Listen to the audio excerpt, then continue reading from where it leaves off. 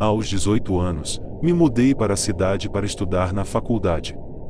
Fui obrigado pela universidade a morar no campus na época, o que não foi um problema para mim.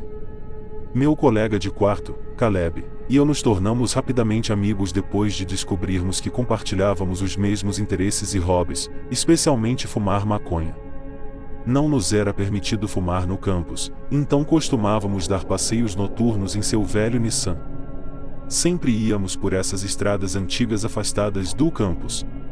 Havia uma área nessas estradas onde havia apenas um poste de luz na estrada, com uma luz laranja e sinistra.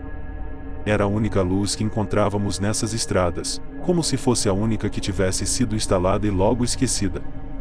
Era meio assustador, mas se tornava um ótimo lugar para relaxar e fumar. Caleb e eu passávamos horas sentados lá, contando histórias de infância ou de trabalho, principalmente eu, que só tinha tido um emprego até então, na Starbucks. Lembro-me claramente do primeiro encontro que tive com Caleb. Cara, qual foi o pedido mais louco que você já recebeu na Starbucks? Perguntou Caleb enquanto dava outra tragada. Brother, eu só trabalho lá há uns 3 meses, eu respondi balançando a cabeça com um sorriso.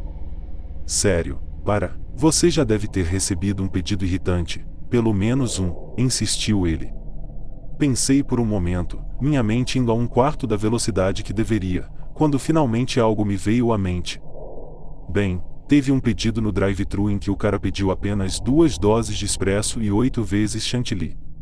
Caleb prendeu a fumaça e me olhou com a maior cara de surpreso que conseguiu reunir. Qual é o sentido disso? Conseguiu dizer. Eu não tenho certeza, ou melhor, quando o cara passou pelo drive-thru, ele não estava vestindo nada além de cuecas. Caleb concordou e disse, e isso é algo com o qual posso concordar. Eu odeio calças, é irritante tirar e colocar. Ele me entregou o cigarro e eu acenei como se dissesse sim, concordo. Foi quando algo nos assustou. Quase deixei o cigarro cair no chão. Algo encostou no carro, algo grande o suficiente para fazê-lo balançar para frente e para trás. Lembro-me de agarrar com a minha mão livre o assento e olhar para Caleb com os olhos arregalados. Não dissemos nada por um momento, apenas esperamos para ver o que ia acontecer. Então começamos a olhar pelos retrovisores do meu lado do carro, o lado do passageiro. Vi uma forma preta e peluda se esfregando bruscamente contra a parte de trás do paralamas, ou seja lá como se chama aquela parte do carro logo acima da roda, na borda da abertura. Essa criatura era definitivamente enorme, facilmente do tamanho de um de nós, obviamente, forte o suficiente para empurrar o carro de lado. Isso me lembrou dos vídeos que vi online de ursos se esfregando em coisas para coçar suas áreas com coceira. Foi o que eu assumi que fosse. Caleb, tem um urso negro aqui se coçando no carro, eu disse ao meu amigo ao lado de mim. Pare de brincar, cara. Que diabos é isso? Ele respondeu. Eu me inclinei mais perto do espelho lateral sem abrir a janela, é claro. Estou te dizendo, Caleb, é um urso negro. Caleb lentamente se levantou do assento para ter uma melhor visão. Caramba, cara, essa é a coisa mais próxima que já estive de um urso, admitiu Caleb. Você acha que deveríamos dirigir para longe? Perguntei a ele. Eu não sei, talvez nós devêssemos apenas esperar.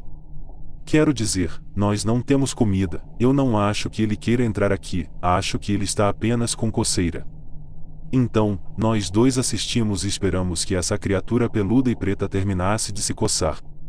Mas você sabe como os animais às vezes fazem coisas normais por muito tempo. Já assistiu a um gato espirrar e ele espirra por 5 minutos? Ou assistiu a um cachorro se coçar com os dentes por 20 minutos seguidos? Bem, é mais ou menos a situação em que nos encontramos. O suposto urso continuou se coçando no carro pelos próximos 12 minutos. Enquanto isso, nós dois estávamos com medo demais para nos movermos, pensando que alertaríamos nosso convidado. Na realidade, um urso teria ficado assustado e apenas fugido se nos sentisse. Mas em nossas mentes assustadas e alteradas, estávamos seriamente pensando que o urso nos atacaria e tentaria entrar no carro. De qualquer forma, Depois desses longos 12 minutos, algo ainda mais confuso e surpreendente aconteceu. A criatura ergueu-se em duas pernas. Sim, todo mundo sabe que ursos ficam em duas patas também. A diferença aqui foi a forma da coisa depois que se levantou. Esta coisa era esbelta. Seu tronco era apenas cerca de 1/3 do comprimento de suas pernas, e suas pernas se dobravam para trás, pelo menos eu acho que era isso. Elas eram longas e aparentemente musculosas, o que era óbvio mesmo através da espessa pelagem negra que a cobria. Corrija-me se eu estiver errado, mas acho que pernas de urso não ficam tão compridas. Eu olhei para a cabeça, que estava cerca de 7 pés no ar neste ponto, em altura total bem acima do carro, mas ainda baixa o suficiente para que eu pudesse vê-la pela minha janela. O que eu vi foram orelhas pontudas e olhos escuros. Na verdade eu só podia ver os olhos porque eles refletiam a luz alaranjada do poste de luz. Seja lá o que fosse isso, ergueu seu braço ou perna direita, não tenho certeza do que seria chamado, não estava ativamente usando para ficar em pé, mas levantou seu membro superior direito e começou a roer a região do cotovelo, uma ação que me lembrou completamente do meu antigo cachorro coçando sua perna. Pensem como um cachorro coça seu corpo mordiscando rapidamente o local com pequenas mordidas. Foi isso que essa coisa estava fazendo, e tudo, exceto a forma do seu corpo. Isso me lembrou de um cachorro. Definitivamente havia um focinho. E orelhas que pareciam alertas e pontudas. Eu não olhei para Caleb, mas pude dizer pelo seu silêncio que ele também havia visto essa coisa se levantar. Não me lembro de nenhum de nós dois sequer respirando enquanto assistíamos. Em um rápido movimento, a criatura bateu seu outro braço na superfície do topo do carro, aparentemente usando-o para se equilibrar e se apoiar no carro. O movimento da sua coçada rápida viajou através de seu corpo e na garra que estava em cima do carro agora, causando o som metálico irritante e ensurdecedor que era semelhante, mas pior do que unhas em um quadro negro. No momento em que ouvimos, nós dois levamos as mãos aos nossos ouvidos, cobrindo-os. Mas Caleb cometeu um erro terrível.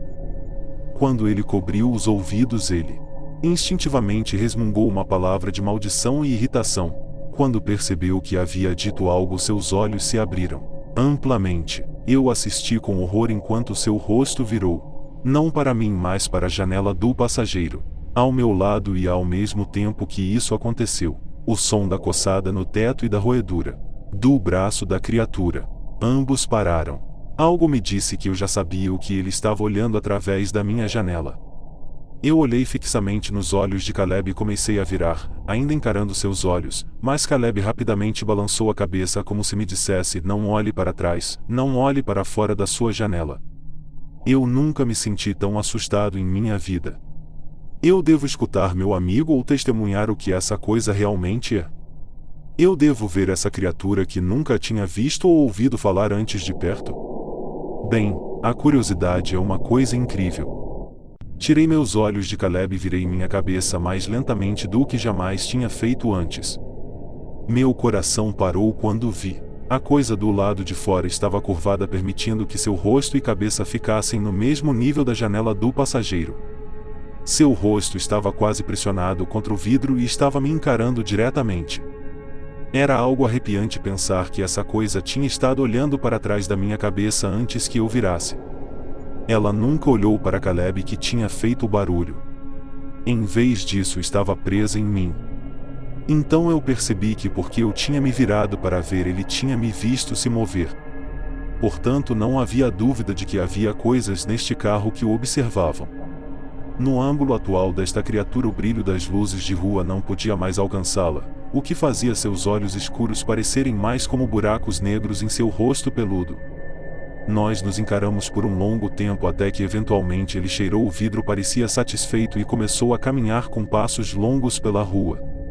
Essa rua tinha cerca de 9,5 pés de largura e juro que me lembro dessa coisa atravessando a rua em apenas 2 passos enquanto se afastava.